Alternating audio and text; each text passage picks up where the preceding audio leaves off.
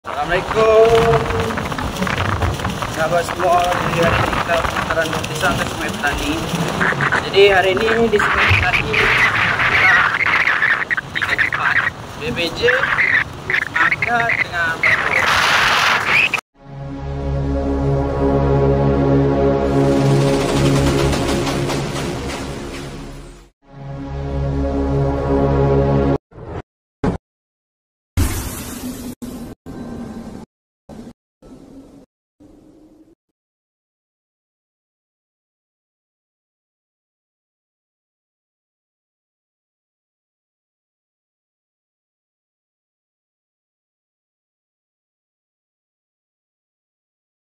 Assalamualaikum sahabat semua. Jadi hari ini kita pengantaran daun pisang ke Sungai Petani. Jadi hari ini di Sungai Petani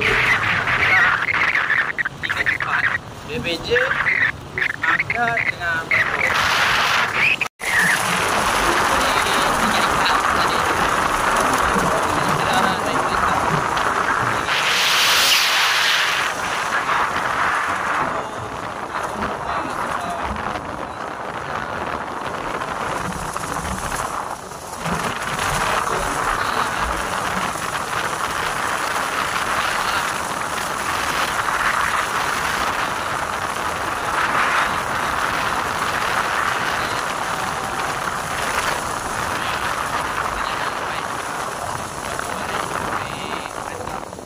Alhamdulillah, rezeki itu selalu ada.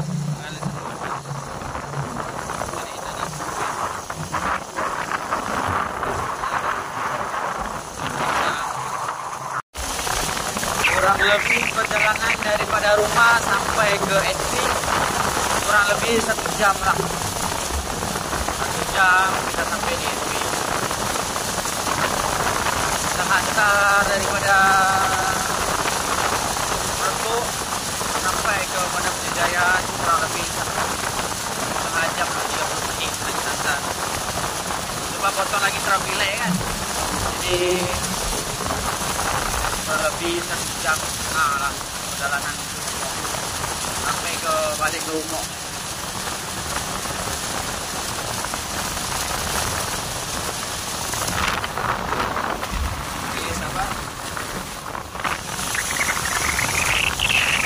Jangan lupa di komen, subscribe.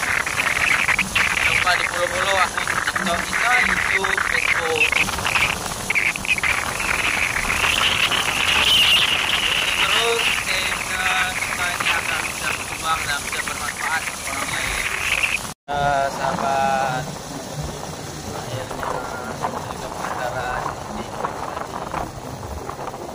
Oke, selanjutnya kita akan pergi memotong lah. Dari Sabtu sekarang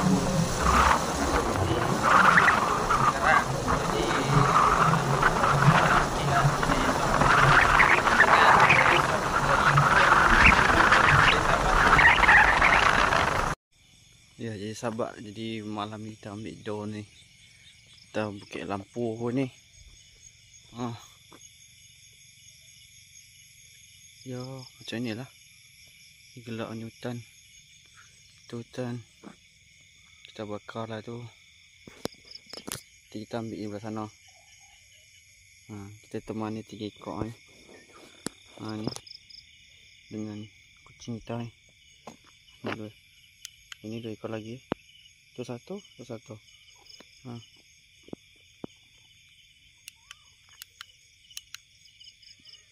Kita ambil di sana tu.